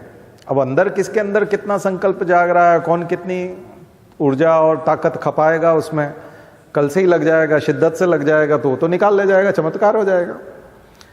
कई सारे बच्चे ऐसे हैं जो क्लास के सबसे बेकार थे, उधम करते थे, यहाँ तक कि शराब पीते थे, छोटी छोटी क्लासेस में शराब पीना सीख गए थे। ऐसे बच्चे आईएएस हो गए क्योंकि उन्होंने वो सब चीज़ें छोड़ दी। कई बच्चों ने नहीं छोड़ी, उसके बावजूद भी बन गए। ऐसा भी एक आध व्यक्ति था हमारे साथ जो लगातार सिगरेट पीता था और लगातार दारू पीता था, और किताबों को एक एक पेज को माँ बहन की गाली दे करके पढ़ता था। अगर पढ़ रहा है वो एरिस्टोटल को तो उसको भी गालियां देगा, प्लेटो को पढ़ रहा है, डार्विन को पढ़ रहा है तो उसको भी माँ बहन की गाली देगा, और उसके बाद पढ़ता था। लेकिन उसकी जिद थी आईएएस बनने की, तो जिद्दी लोग भी बन जाते। उसकी शराब की बोतल रखी हुई थी ऊपर, किताबों के साथ साथ बोतल हमेशा रखी रहती थी, और कंटिन्यूस सिगरेट पे, उसके कमरे में आप ठहर नहीं सकते, सिगरेट पीता था। तो इसका मतलब ये भी नहीं है कि कोई जो है इस प्रकार से जब तक सुधरेगा नहीं तभी तक। जिद्दी आदमी तो उसके बावजूद भी बन जाएगा, क्योंकि वो तो, और उसका एक ही उद्देश्य था, खूब शराब पीना, खूब सिगरेट पीना, खूब आवारागर्दी करना और खूब पैसे कमाना, और वो कमा रहा भी यहाँ। मैं बात नहीं करता उससे ज़्यादा, क्योंकि मैं तो उस समय से ही उससे कट्टी हो गया था। मैंने कहा नहीं, मैं बात नहीं करूँगा, क्योंकि तुम, वो एक बार हम लोग दोनों एग्ज़ाम देने गए प्रीलिम्स का, तो वो बोले मैंने रूम ले रखा है, तुम मेरे रूममेट बन जाओ, तो कहीं रुकना नहीं पड़ेगा होटल वगैरह में, एग्ज़ाम यहीं से दे लेना, मेरे यहीं से। तो मैं जब गया तो उसमें सिगरेट का धुआं इतना ज़्यादा था कि मैं तो इसमें जिंदा नहीं, खांसी चलती थी। मैंने कहा भाई इतने धुएं में मैं कैसे रहूँगा। तो फिर हमने खाली किया वो कमरा, हम तो गए अपने हिसाब से। उसकी बहुत इच्छा थी, अभी भी वो इच्छा रखता है कि, पर आधे समय 8 बजे तो वो स्विमिंग पूल में पड़ा रहता है किसी न किसी होटल में, 7 बजे बाद तो चढ़ा लेता है उसको फ़ोन ही यहीं पे। तो फर्जी है अभी भी, बोलता है कि वो ये पंडित हैं, ये हमसे बात नहीं करेंगे, हम तो अछूत हैं, हमसे बात नहीं करेंगे। अछूत नहीं है वो, तो है तो सवर्ण जाति से है, लेकिन समस्या ये है कि तुम्हारे चरित्र तो ऐसा है। और वो आया भी और खूब पैसा भी कमाया उसने, अभी भी कमा रहा है, खूब पैसा कमा रहा है, क्योंकि पहले से इंटेंशन क्लियर था उसका, मुझे बहुत माल कमाना है, खूब ऐश करना है, और किसी नैतिकता की बात कभी ज़िंदगी में करनी नहीं है। तो ऐसे लोग भी बन जाते हैं, क्योंकि वो जिद्दी था, हमको विश्वास नहीं था वो बन जाएगा, लेकिन ये निकला प्रीलिम्स, ये हुआ इंटरव्यू, मेंस निकला और ये गया इंटरव्यू, हमने कहा तो बन गया। बड़ा आश्चर्य हुआ उसका। तो जिद अगर लेके आ जाओगे तो बन जाओ। खा जाता था ना वो, तो वो आंखें फाड़ फाड़ करके क्वेश्चंस को देखता था, पेज को देखता था पूरा, वो तो डूब जाता था उसमें। उसका इंटेंशन क्लियर था, माल बनाना है। बहुत सारे लोग हैं ऐसे सिविल सर्विसेज में, सारे के सारे ईमानदारी को ध्यान में रख करके सिविल पब्लिक की सर्विस करनी है, देश की सेवा करनी, ये भाव रख करके सब लोग थोड़ी पढ़ते हैं। कुछ लोगों का भाव ये भी होता है कि पैसा अगर ज़िंदगी में कमाना है, शॉर्टकट अगर कोई तरीका है तो आईएएस बन जाओ, आईपीएस बन जाओ। आईपीएस में तो मांगना भी नहीं पड़ेगा, आईएएस में तो जुगाड़ करना पड़ता है, आईपीएस में तो अपने आप ही आ जाएगा, क्योंकि फिक्स होता है उसमें, सूटकेस आ ही जाएगा। तो कुछ लोगों का तो ये है, नैतिकता गई भाड़ में, ईमानदारी को हमको कोई लेना देना नहीं ईमानदारी से, और पूरा क्लियर है हमारा तो मिशन कि हम तो वहाँ जा करके माल कमाएंगे। ठीक है, और अब तो यूट्यूब है, उसको गुरु दक्षिणा की भी जरूरत नहीं, गुरुकुल से निकाल भी नहीं सकते, यूट्यूब पे तो वो किसी का भी देख लेगा। हमको गाली देने वाला आदमी भी यूट्यूब से तो हमसे पढ़ ही सकता है ना। तो वो अब वो यूट्यूब ऐसे इस जमाने में होता तो यूट्यूब पे गाली देता है उस टीचर को उसको माँ बहन की गाली देता है, और उसके बावजूद उससे आईएएस भी बन जाता है, उससे गुरु भी सीख लेता है आईएएस बनने के। ऐसे लोग हैं। ठीक है, तो ऐसे वो कभी कभी कॉरिडोर वगैरह में मिलता है, वहाँ मंत्रालय में या कहीं, तो बोलता है हमको भी बुलाओ कभी गाइडेंस करने के लिए आपके यहाँ पे। हमने कहा तुमको क्या बुलाएंगे तो वो बोले ये हमको बुलाते नहीं हैं, हम भी तो आईएएस हैं, हमको भी नॉलेज है कैसे बनते हैं, कैसे पढ़ते हैं। हमने कहा बात बुलाने लायक नहीं हो तुम बन गए वो बात अलग है, लेकिन बुलाने लायक नहीं हो। उसके चक्कर में हमने क्रॉनिकल मैगजीन बहुत अच्छी थी, उसको 2 साल तक हमने पढ़ा नहीं, क्योंकि सबसे पहले उसके हाथ में देखी थी। तो एज ए प्रोटेस्ट हमको गुस्सा आया कि वो पढ़ता है इसलिए अब हम नहीं पढ़ेंगे तो 2 साल बाद समझ में आया कि नहीं, उसके पढ़े बिना उद्धार होगा नहीं, और अपने को गुस्सा नहीं करना चाहिए। तो खुद को समझाया कि ठीक है, वो पढ़ रहा था तो वो उसकी अपनी वो थी, मैंने देखी थी उसके हाथ में, बस में बैठा हुआ था तो वो एग्ज़ाम के बाद भी उसी को चाट रहा था और अंडरलाइन करके पूरा उसने रट रखा था। तो बहुत सारे लोग हैं। वो चेन स्मोकर एक था, टॉपर बनने के बाद कैंसर हुआ, वो मर भी गया, नौकरी ज्वाइन नहीं कर पाया। एक टॉपर बना था एक बार, जो हमेशा इतनी भयंकर सिगरेट पीता था कि जब तक रिजल्ट आया तब तक तो मर गया। मतलब रिजल्ट तो था तब तो जिंदा था, लेकिन नौकरी ज़्यादा नहीं कर पाया वो, क्योंकि इंडिया टॉप करने के बाद वैसे ही मर गया। तो ऐसे लोग भी बने हैं, ठीक है। लेकिन आप लोगों को किस श्रेणी में शामिल होना है, थोड़ा सा उस चीज़ को समझने की कोशिश कीजिए, ठीक है ना। एक तो ये, तो उसमें 4 चीज़ जो मैंने बताई, उसमें एक चौथी चीज़ जोड़ लीजिए, जिद भी जोड़ लीजिए। जिद्दी होना भी बहुत ज़रूरी है। जिद करो दुनिया बदलो, है ना नारा उनका। तो खुद को तो बदल ही सकते हैं। जिद को एक और पॉजिटिव टर्म में आप संकल्प कह सकते हैं, रिजोल्यूशन। आप संकल्प लेंगे, कोई न कोई ऐसा रिजोल्यूशन लेंगे कि उसके तहत आप कोर्स को ख़त्म करेंगे, कि हम इतना हिस्सा पढ़ के इसको कर लेंगे। तो ये अब इसके बाद जो आता है वो है supporting material, study material. Study material आपको घुमाता है। प्रॉपर स्टडी मटेरियल होता है तो थोड़ा शॉर्टकट हो जाता है, नहीं तो हम लोग ट्राई करते रहते हैं और ट्राई करने में बहुत सारा समय चला जाता है, तो 1 आध साल खराब हो जाता है कई बार स्टडी मटेरियल के चक्कर में। तो गलत स्टडी मटेरियल नहीं होना चाहिए। तो स्टडी मटेरियल की उपयोगिता है, बिल्कुल है। स्टडी मटेरियल की उपयोगिता, प्रामाणिकता, तो वैसे तो प्रामाणिक किताबें होनी चाहिए, लेकिन नोट्स भी मदद कर सकते हैं, क्योंकि कई बार किताबों से हम नोट्स बनाते हैं और कम शब्दों में लिखने की कोशिश करते हैं, तो 1 या 2 साल बाद हम एक कला विकसित कर लेते हैं और हमको लगता है कि ये बहुत बड़ा अचीवमेंट है। और बाजार से कभी कोई नोट्स खरीद के लाते हैं तो उसमें तो फर्स्ट डे पहले पेज पे ही वो हमको मिल जाता है, तो इसका मतलब हमने तो फालतू मेहनत की। तो मार्केट को रिसोर्सेज मान करके रिसोर्सेज का उपयोग करना सीखिए। ये जो ज़माना है, ये जो समय है ना, ये रिसोर्सेज को और मार्केट को एक्सेस करने का ज़माना है, ध्यान रखिए। अब कंपटीशन बहुत ज़्यादा है, मार्केट को एक्सेस करना सीखिए। कहीं अच्छी टेस्ट सीरीज़ मिल रही है तो उसको खरीद लीजिए, 5,000 10,000 में मिल जाती है, बिल्कुल खरीद लीजिए उसको, इन्वेस्टमेंट है ये। अच्छा मटेरियल मिल रहा है तो उसको खरीद लीजिए, 5,000 10,000 में मिलता है तो मटेरियल खरीद लीजिए, ये इन्वेस्टमेंट है। मार्केट को एक्सेस करना बहुत ज़रूरी है। अभी वैक्सीन हम लोगों ने बनाई, अगर कोई आदमी वैक्सीन बनाने की मशीन भी सोचता कि मैं ही बनाऊंगा, वैक्सीन की टेक्निक भी मैं ही ईजाद करूंगा, तो वो तो 50 नोबेल प्राइज़ के बराबर काम करना पड़ता, तब जाकर के वैक्सीन का निर्माण करना। तो सुपर कंप्यूटर से वो करवा लिया, इससे प्रोटीन स्ट्रक्चर करा लिया, उससे वैक्सीन का मेथड प्राप्त कर लिया, उससे वैक्सीन की मशीन कर ली, एस्ट्राजेनेका ने रिसर्च कर ली, यहाँ उसने कहा कि ये बना देगा, अडार पूनावाला ने जो है पुणे में जो है वो बना दिया, वैक्सीन बना दिया, मैन्युफैक्चरिंग इंडिया से करवा लिया, ठीक है। ये उसने जो नाक की लड़ाई समझी होती कि ब्रिटेन ने अगर रिसर्च किए तो ब्रिटेन में ही पैदा होनी चाहिए, ब्रिटेन में ही वैक्सीन बनेगी, नहीं तो इंडिया की वैक्सीन। हमारे यहाँ तो सरकार ने कई बार दावा ठोक दिया कि हमारी 2 वैक्सीन है, एक तो कोविशील्ड है और कोवैक्सीन है, जबकि वैक्सीन तो एक ही थी, भारत बायोटेक वाली कोवैक्सीन। कोविशील्ड तो ब्रिटेन की है, एस्ट्राजेनेका की है, तो वो तो ब्रिटिश वैक्सीन है, वो तो यहाँ मैन्युफैक्चरिंग हुआ है, बस हमारा मैन्युफैक्चरिंग है, बाकी हमारा इजाद थोड़ी है, हमारा आविष्कार डिस्कवरी इन्वेंशन हमारा नहीं है, बट हमने तो दावा ठोक दिया। लेकिन वो अगर ये सोचता तो क्या वैक्सीन का प्रोडक्शन हो पाता? नहीं, इंफ्रास्ट्रक्चर यहाँ पर है, मास प्रोडक्शन यहाँ हो सकता है, और बड़े लेवल पे वैक्सीन की डिमांड थी तो वो यहीं से संभव थी, क्योंकि उसने मैन्युफैक्चरिंग के लिए पूरा बना रखा है। तो भारत जो है वैक्सीन मैन्युफैक्चरिंग का बहुत बड़ा है। हालांकि रॉ मटेरियल हम चाइना से ही लाते हैं, ठीक है, वो हम चाइना से ही लेके आते हैं। तो एक्टिव ग्रेडियंट क्या बोलते हैं,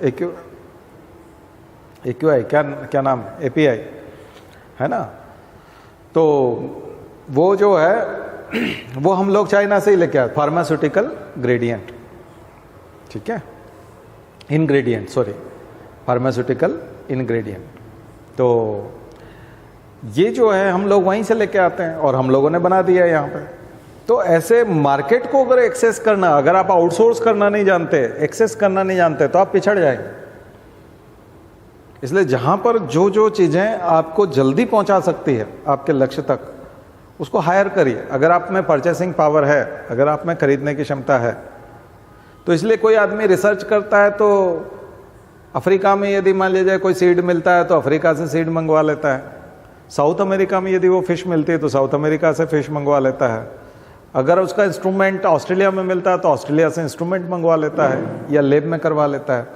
या कोई लैब बोलती है कि इसका रिजल्ट मैं निकाल के दे दूंगा और आप मुझे इतना पैसे कर दीजिए, तो लैब का सपोर्ट ले लेता है।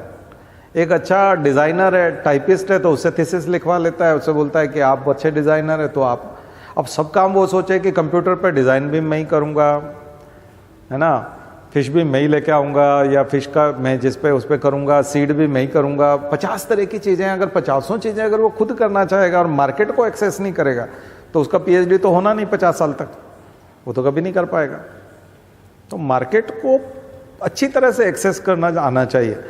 जो जो चीज़ें मार्केट में, आज आपको फीवर आया है और अगर 6 रुपए की गोली लाने से अगर फीवर ठीक होता है तो हमको मेडिकल की दुकान से जाके गोली खाना चाहिए और अपने काम पे निकलना चाहिए, क्योंकि उससे काम चल रहा है। हम गोली का आविष्कार करेंगे, बुखार को हम ठीक करेंगे और उसके बाद हम ठीक होंगे, तो ये तो हम मार्केट को तो एक्सेस करते ही है ना। कई बार पहले हर आदमी अपने घर में इलेक्ट्रिक प्रेस रखता था, आयरन रखता था और अपने कपड़ों की खुद प्रेस रखता था। अब मान लीजिए हर रोज़ कपड़े लगते हैं और उसमें आधा घंटा जाता है कपड़ा प्रेस करने में, तो ये तो बहुत खतरनाक चीज़ है। इससे अच्छा 5 या 6 रुपए दे करके तो पैसा तो आप फिर बाद में कमा लेंगे, क्योंकि अभी समय बचा लेंगे। और कपड़ा आपने बाहर से प्रेस करवा लिया, आधा घंटा बच गया, उसमें आपने पढ़ाई की, ये नौकरी हासिल की, पैसा तो आपका आ गया। बिजनेस करने से भी आ जाएगा। लेकिन वो जो समय है आधा घंटा, तो थोड़ा सा इन चीज़ों को समझिए कि ऐसा कितने काम हैं जो दूसरों को दिए जा सकते हैं, कितने ऐसे काम हैं जो दूसरों से करवाए जा सकते हैं जिसमें हमारा समय जा रहा है। जिसमें समय नहीं जा रहा है उसको ठीक है, आप करो, आप अच्छे से मैनेज कर सकते हो, आप करिए। लेकिन जिसमें इंटेलेक्चुअल पावर नहीं लगती, जिसमें अकल नहीं लगानी है, जिसमें केवल खरीदने मात्र से हम आगे बढ़ जाएंगे, तो 2 तरह के लोग सिविल सर्विसेज में सफल होते हैं, एक बहुत हार्ड वर्कर और एक स्मार्ट वर्कर।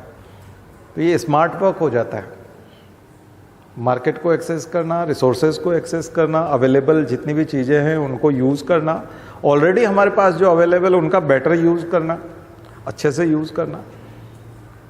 कई बार हम लोग और सब्जी खरीद ले आते हैं जबकि एक सब्जी पहले से पड़ी है, और चूंकि आज हम और खरीद ले आए तो उसको बनाएंगे तो अब उसको 2 दिन बाद फेंकना पड़ेगा। तो हमने घर वाले को अच्छे से यूज़ कर लिया कि नहीं? ऑलरेडी हमने जो टेस्ट सीरीज ले रखी है उसमें 30 टेस्ट हैं या 25 टेस्ट हैं, तो वो टेस्ट लगा लिए कि नहीं, तब हम दूसरी टेस्ट सीरीज की तरफ जाए। कई बार उसके लिए तो टाइम नहीं मिला और हम नई नई खरीदते जा रहे थे। ये भी, इस तरह के जो लोग हैं ये मिसमैनेजमेंट है, ये लोग भी सेलेक्ट नहीं हो पाते। और मार्केट में अवेलेबल है और नहीं खरीद रहे हैं तो भी सेलेक्ट नहीं हो पाएंगे। दोनों तरह की चीज़ें। तो जो सही समय पे सही डिसीजन ले लेगा और जितनी चीज़ों को एक्सेस कर लेगा, बहुत ज़्यादा भी इकट्ठी नहीं करना है। किसी एक ही टॉपिक की, इंडियन पॉलिटी की 7 किताबें ले आए जबकि आप एक से ज़्यादा नहीं पढ़ सकते, तो ज़्यादा से ज़्यादा 2 होनी चाहिए क्रॉस चेक करने के लिए। एक में अगर थोड़ी गलती है तो आप दूसरे में चेक कर लेंगे, दोनों में अगर ठीक है तो इसका मतलब परफेक्ट है। लेकिन कोई 7 किताबें खरीद लिया है, कई लोगों को किताबें इकट्ठे करने का शौक होता है, पढ़ तो पाएंगे नहीं, तो वो भी मिसमैनेजमेंट है। आज मैं जो बातें बता रहा हूँ थोड़ी सी बहुत ज़रूरी है, क्योंकि सफलता अगर नहीं मिल रही है तो उसके कुछ कारण हैं। वो कारण इसमें दिखेंगे आपको कि कहीं ऐसा तो नहीं हम मटेरियल इकट्ठा करने में लगे हुए हैं। पीडीएफ भी कई लोगों को लगता है पीडीएफ निःशुल्क मिल रहा है, फ्री मिल रहा है कहीं से, तो पीडीएफ बहुत सारे इकट्ठे कर लिए, पेन ड्राइव में रख लिए, लैपटॉप भर लिया। लेकिन भैया काम का क्या है, कौन सा पढ़ोगे? कोई ख़त्म भी किया है एक भी बार 100 पेज 200 पेज? या कई लोग प्रिंट निकलवा लेते हैं तो ढेरों हजारों पेज प्रिंट निकलवा के ले आए, लेकिन पढ़ ही नहीं पा रहे, टाइम ही नहीं है। तो रिसोर्सेज का मिसमैनेजमेंट भी नहीं होना चाहिए, यूटिलाइजेशन होना चाहिए। अच्छे से पढ़िए, अच्छे से, और जो अवेलेबल है पहले उसको ख़त्म करिए, उसके बाद जो सस्ता है उसको भी लीजिए, और अगर परचेसिंग पावर है, आपके पास खरीदने की क्षमता है, तो थोड़ा महंगा है लेकिन क्वालिटी है तो उसको भी खरीदिए, क्योंकि आपकी ज़िंदगी के साल बहुत इंपॉर्टेंट है। 23वें साल में खरीदेंगे, 24वें में तो हो सकता है कि आपको लगेगा कि ये तो 21 में खरीद लेना था, अभी तक शायद बन जाते हैं। तो यहां मैं आपको खर्चा करने के लिए नहीं उकसा रहा हूं, समय की महत्ता बता रहा हूं। कई बार आप मेहनत करेंगे अपने से, खुद से, और आपको लगेगा कि 4 साल बाद जो नोट्स खरीदेंगे उसमें तो साक्षात पहले पेज पे ही मिल जाएगा वो, आपको वहां तक पहुंचने में 3 साल लग गए, और आप खुश हो रहे हैं कि आपने बहुत बड़ा काम कर दिया, जबकि वहां तो तैयार था वो। अगर वो पहले से होता तो आपके 3 साल बच जाते, 3 साल वेट नहीं करना पड़ता आपको।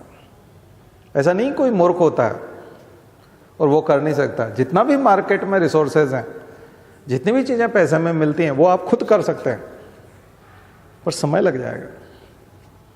सामने वाले को 20 साल लगे तो आपको 5 साल तो लगेंगे ना, किसी को अगर 15 साल लगे तो आपको 3 साल तो लगेंगे। तो आपके 3 साल बहुत इंपॉर्टेंट है, तो उस चीज़ को समझिए थोड़ा सा। हमेशा मार्केट को एक्सेस करना सीखिए। कई बार लोग जो है किताबें नहीं दिलाते, लेकिन हमारे एक मित्र हैं, उन्होंने बच्चों को किताबें दिलाना शुरू की। तो मुश्किल से 4 या 5 हज़ार रुपये की किताबें शुरू में ली, जब वो 7वीं 8वीं तक होगा। एक्स्ट्रा किताबें जो कोर्स की नहीं है। जैसे बच्चे ने कहा कि मैं कानून समझना चाहता हूँ, लॉ को समझना चाहता हूँ, तो बेसिक लॉ की किताबें सारी लिया है, तो 2000 रुपये में बेसिक लॉ की किताबें आ गई। तो बच्चा 6ठी 7वीं में कानून भी पढ़ रहा था, 8वीं 9वीं में आया तो उसने कहा कि मैं कल्चर को समझना चाहता हूँ।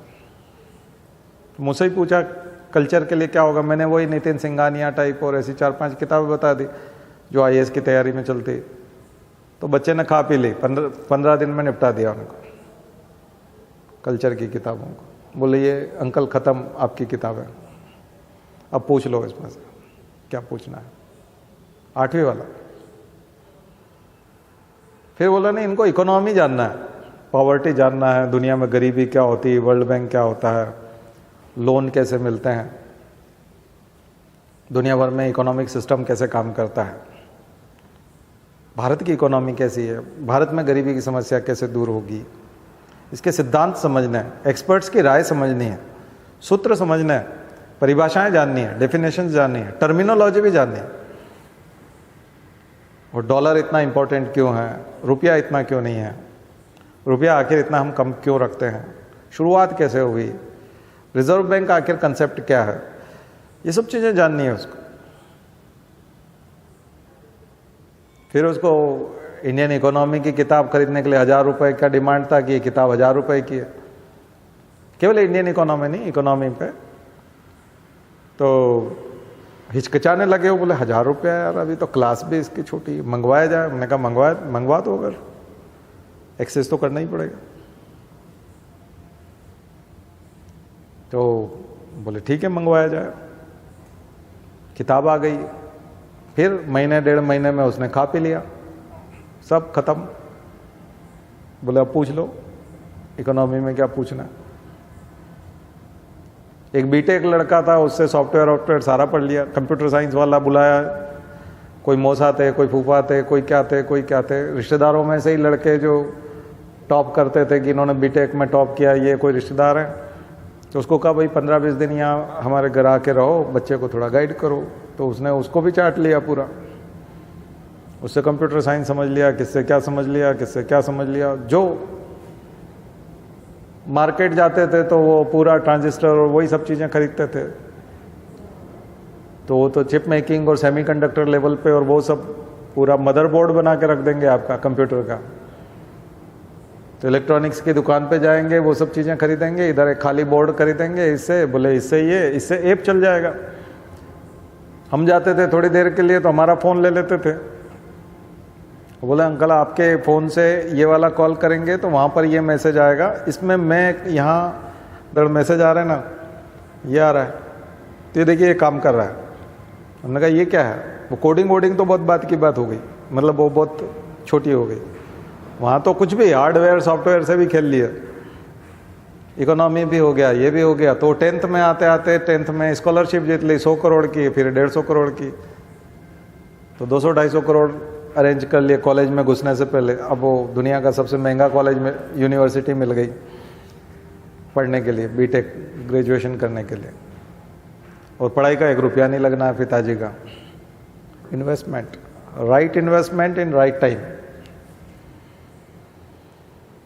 मुश्किल से 10,000 रुपये की किताब है, और भी ज़्यादा होंगी, चलो 20,000 की होंगी, 30,000 की होंगी, उससे ज़्यादा नहीं, लेकिन सही समय और योग्यता, पात्रता, डिमांड बच्चे की।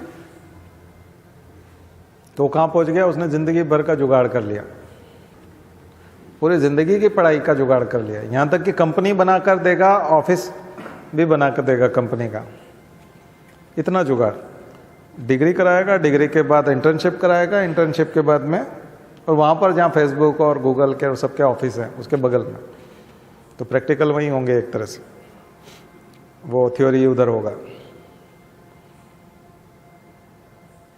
और अंबानी का बच्चा अगर जाना चाहे तो नहीं जा सकता, पैसे के बल पे आप वहाँ नहीं घुस सकते।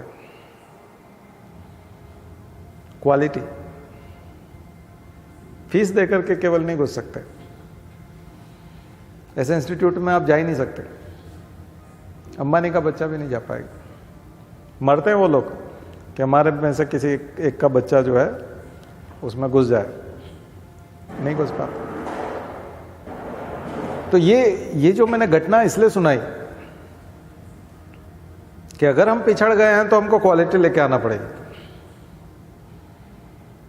और वो क्वालिटी अगर डेवलप नहीं करेंगे तो हम पिछड़ जाएंगे, फिर नहीं बन पाएंगे। तो उस चीज़ को समझिए, थोड़ा सा टाइम निकल रहा है तो फास्ट करना पड़ेगा, जो भी करना है फास्ट करना पड़ेगा। ऑलरेडी लेट हैं हम लोग, क्योंकि आप में से जो ग्रेजुएशन कर रहे हैं या ग्रेजुएट हो गए हैं तो आप लोग ऑलरेडी लेट हैं, क्योंकि बच्चे बहुत पहले चेत गए, बहुत पहले उन्होंने सब कुछ कर लिया है। भारत के 15 से 20 साल के कम से कम 1,000 बच्चे फेसबुक गूगल में काम कर रहे हैं, करोड़ों रुपए की सैलरी। एलन मस्क और तमाम लोग जो अमेरिका के बड़े बड़े एंटरप्रेन्योर, वो जो लोग हैं स्टार्टअप वाले, जो बड़े, अब तो वो बहुत बड़ी बिग टेक कंपनियां हो गए हैं, वो सारे के सारे लोग टैलेंट को 10th क्लास में कैच कर लेते। वो केवल आइडिया मांगते हैं, वो बोलते हैं कि हमको फ्यूचर का वर्ल्ड चाहिए, हमको न्यूरालिंक चाहिए। मैं साइंस टेक पढ़ाऊंगा अभी आपको, तो उसमें न्यूरालिंक कल हम बात करेंगे थोड़ा, इंटरनेट ऑफ थिंग्स, और जब हम आर्टिफिशियल इंटेलिजेंस और उसमें जाएंगे तब बात करेंगे। तो हमारे न्यूरॉन के साथ में मशीन को लिंक करना, मशीन लर्निंग वो करेगा, लेकिन हम न्यूरॉन के साथ ही लिंक कर दें तो अलग से कोई ज़रूरत ही नहीं है, किसी आदमी को मेमोरी याद रखने की ज़रूरत नहीं, क्योंकि कंप्यूटर में जो है अपने आप उसके दिमाग से जुड़ जाएगा। जो उसके दिमाग में वो कंप्यूटर में चला जाएगा, कंप्यूटर में जो है उसके दिमाग में आ जाएगा। तो पेन ड्राइव का एक तरह से आपने यहाँ पर USB पोर्ट लगा दिया, पेन ड्राइव लगाया तो जो भी पेन ड्राइव में वो आपको याद हो गया, ठीक है ना। नकल करने का नया तरीका हो जाएगा, लेकिन UPSC फिर भी नहीं निकलना, क्योंकि उसमें लिखना पड़ता है, ठीक है। पूरा USB भी दे देंगे तो लिखना तो आप ही को पड़ेगा ना, लिखते ही तो नहीं बनता है, लिखने की प्रैक्टिस नहीं है, इसलिए पढ़ने वाली समस्या ही नहीं है, लिखने की समस्या बहुत ज़्यादा है। तो वो जो प्रोजेक्ट हैं न्यूरालिंक वाले, हालांकि अभी अर्ली स्टेज में तो फ्लॉप हो गए, लेकिन मार्स वाला भी प्रोजेक्ट जैसे, लेकिन ड्राइवरलेस कार तो टेस्ला का चल गया, एलन मस्क वाला चल गया, और दुनिया के लोगों ने विश्वास भी किया और उसको दुनिया का नंबर 1 आदमी भी बना दिया था। वो तो ट्विटर में जाके फंस गया, अदरवाइज वो तो नंबर 1 अमीर आदमी बन ही गया था एलन मस्क। तो ये क्या है? आइडियाज। फिर वो देखता है कि दुनिया भर में अच्छे बच्चे कहाँ पर हैं, 9वीं 10वीं 11वीं 12वीं का टैलेंट मैं अभी से पकड़ लूँ, जो फ्यूचर में बहुत बड़ा साइंटिस्ट बनेगा और मुझे कमा के देगा, उसको मैं अभी से करोड़ों रुपए देना चाहता हूँ, स्टाइपेंड देना चाहता हूँ, स्कॉलरशिप देना चाहता हूँ अभी से। तो टैलेंट हंट करते हैं, सर्च करते हैं, कंपटीशन रखते हैं। इंडिया के बहुत सारे बच्चे 10 साल के, 15 साल के, 20 साल के ऐसे कंपटीशन में पार्टिसिपेट करते हैं। यहीं से फॉर्म डालते हैं, ऑनलाइन बैठते हैं, कुछ लोग वहाँ जाके फिजिकली अपीयर होते हैं।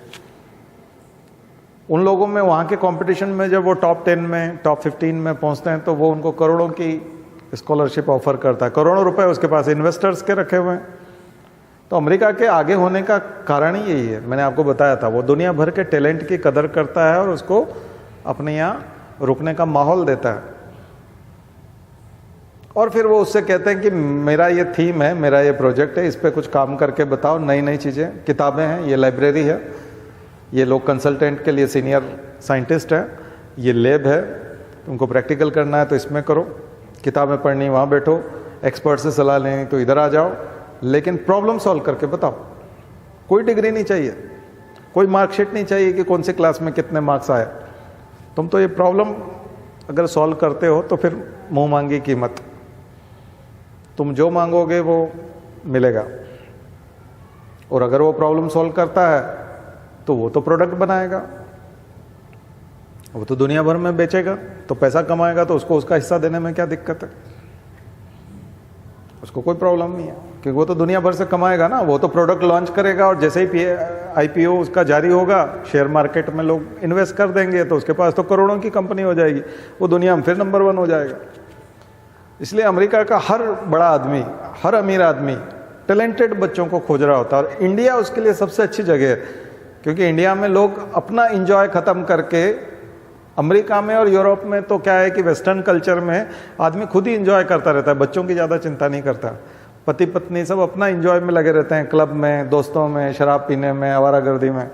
वहाँ पे भी बच्चों की केयर होती है, पेरेंटल केयर, लेकिन इंडिया में बहुत अच्छे से होती है। इंडिया में लोग अपनी ऐशो आराम को बंद कर देते हैं, माता पिता। और आवारागर्दी तो इंडिया में, चूँकि हमारे यहाँ फैमिली सिस्टम है और जॉइंट फैमिली है और कई जगह परिवार बने हुए हैं और बड़े मजबूत परिवार हैं, तो उनको मालूम है कि हमको ज़िंदगी भर साथ रहना है, बच्चों का करियर बनाना है। तो हमारे माता पिता पेरेंटल प्रॉपर्टी दांव पे लगा देते हैं, लोग खेत बेच देते हैं करियर के लिए, बच्चों के लिए मकान बेच देते हैं, पूरा फ्यूचर दांव पे लगा देते हैं। कई लोग कोटा में, कई लोगों की मम्मी और पापा जो है कोटा में रह रहे हैं, बच्चों को पढ़ा रहे हैं, तो परिवार का एक सदस्य जो है वहाँ कोटा में शिफ्ट हो जाता है, नहीं तो बाकी सुसाइड कर रहे हैं ना बच्चे वहाँ पर, जो हॉस्टल्स में रह रहे हैं, वहाँ तो हालत ख़राब है। वो खाना बना के देते हैं, उसके पढ़ने का ख्याल रखते हैं, कोचिंग भेजते हैं बच्चों को, तो परिवार का एक सदस्य एक या 2 साल के लिए कोटा शिफ्ट हो जाता है। तो ऐसे ढेरों पेरेंट्स करते हैं, ये इंडिया में ही पॉसिबल है, जो पेरेंट्स जो है पढ़ाने के लिए कहीं शिफ्ट हो जाएं। तो ऐसे पेरेंट्स इंडिया में होने की वजह से यहाँ से टैलेंट बहुत जाता है, क्योंकि वहाँ तो बच्चे को 10वीं 12वीं के बाद कई बार खुद जॉब करके पढ़ाई करनी पड़ती है, क्योंकि माता पिता सब अलग हो जाते हैं, तो उसको खुद को अपना केयर करना पड़ता है। तो वो कैसे करेगा, पढ़ाई करेगा या कमाएगा? तो वहाँ के बच्चे तो उस लायक कई बार बन नहीं पाते, लेकिन हमारे बच्चे तो हैं परिवार व्यवस्था की वजह से, फैमिली सिस्टम की वजह से, हमारे संस्कारों की वजह से, संस्कृति की वजह से ऐसे बच्चे हमारे यहाँ ढेरों हैं। बट हम यूटिलाइज नहीं कर पाते ना उनको, तभी तो सरकार चाहती है कि बच्चे हमारे यहाँ विदेशी यूनिवर्सिटीज़, तभी तो UGC बोल रहा है कि विदेशी यूनिवर्सिटी यहाँ आएंगी, क्योंकि भारत सरकार को लालच ये है कि जो करोड़ों रुपया बाहर जाता है बच्चों को पढ़ाने का, वहाँ ग्रेजुएशन करने जाते हैं, वहाँ PG करने जाते हैं, तो वो भारत में रहे, हम उस कैंपस को यहाँ ले आते हैं।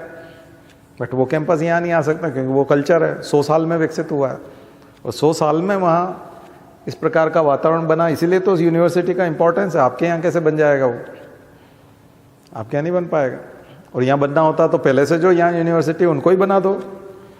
और बात पैसे की है तो हमारे यहाँ तो अडानी अंबानी से लेके पता नहीं कौन कौन है, वो क्यों नहीं बना देते फिर ऐसा कोई एक इंस्टीट्यूट नामी गिरामी जिसमें दुनिया भर के प्रधानमंत्री राष्ट्रपति के बच्चे यहाँ पढ़ने आए और मुँह मांगी कीमत दें। ये तो बहुत अच्छा कमाई का साधन है, फिर बना क्यों नहीं देते? पॉसिबल नहीं है। तो आज का लेक्चर समझ में आया हम कहाँ हैं? थोड़ा सा ज़मीन दिखाएगा ये आपको। अगर हमको आगे बढ़ना है, अगर हमको फ्यूचर देखना है सिविल सर्विसेज में या ज्ञान के क्षेत्र में, तो हमको लगना पड़ेगा, अच्छे से लगना पड़ेगा, और तमाम रिसोर्सेज को यूज़ करते हुए लगना पड़ेगा। क्योंकि रिसोर्सेज को यूज़ नहीं करेंगे और हम खुद बनाएंगे हर चीज़ को, तो फिर वो टाइम लग जाएगा। और अगर आपके पास नहीं है तो डेफिनेटली, अगर खरीदने की क्षमता नहीं है तो डेफिनेटली फिर जो भी अवेलेबल है उसी में काम करने, बनते तो वो भी हैं, देर सवेर बनते हैं, ठीक है 24 में नहीं बनेंगे, 23 में नहीं बनेंगे तो 26 में बनेंगे, लेकिन बनेंगे तो सही। सिग्नेचर की वैल्यू वही रहेगी, डीएम के नाम के आगे वही आईएएस लिखा रहेगा, वो लिखा रहेगा। वो चाहे 26 में बने, चाहे 31 में बने, चाहे 21 में बने, उससे कोई फर्क नहीं पड़ता। जो जीता वो सिकंदर, तो उससे फर्क नहीं पड़ता। लेकिन अगर जल्दी बनना है और पक्का बनना है और श्योर बनना है तो रिसोर्सेज यूज करने से हिचकिचाना नहीं चाहिए, क्योंकि रिजल्ट्स तो तभी आते हैं। ठीक है, चलिए, मुझे लगता है कि एक तरह का मोटिवेशन भी मिला होगा और सच्चाई है, बिल्कुल ग्राउंड लेवल पे मैंने जुड़ करके आपको बात बताई है। और ये सब चीज़ें जो है ये आपके भी किसी न किसी रिश्तेदार के बच्चे में या मोहल्ले में या कहीं न कहीं आपको देखने को मिल सकती है। ठीक है ना, पर होता बहुत कम है। भारत में बहुत कम रेयर बच्चे हैं ऐसे जो हर साल 50-60 बच्चे ऐसे हैं जो इस लेवल पे पहुंचते हैं।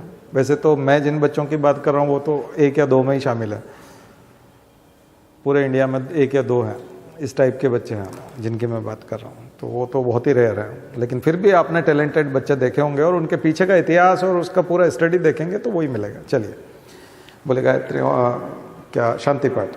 ओम द्यौ शांति अंतरिक्षगम शांति पृथ्वी शांतिराप शांतिरौषधयः शांति वनस्पतयः शांतिर्विश्वे देवा शांतिर्ब्रह्म शांति सर्वगम शांति शांतिरेव शांति सामा शांतिरेधि। ओम शांति शांति शांति सर्वारिष्टासु शांतिर्भवतु। बोले गायत्री माता की, परम पूज्य गुरुदेव की, परम वंदनीय माता जी की। हम सुधरेंगे, हम बदलेंगे, एक बनेंगे। जन्म जहाँ पर, अन्न जहाँ का, ज्ञान जहाँ से, वह है प्यारा। देश की रक्षा कौन करेगा? मानव मात्र, नर और नारी, जाति वंश सब, भारत माता की, भारतीय संस्कृति की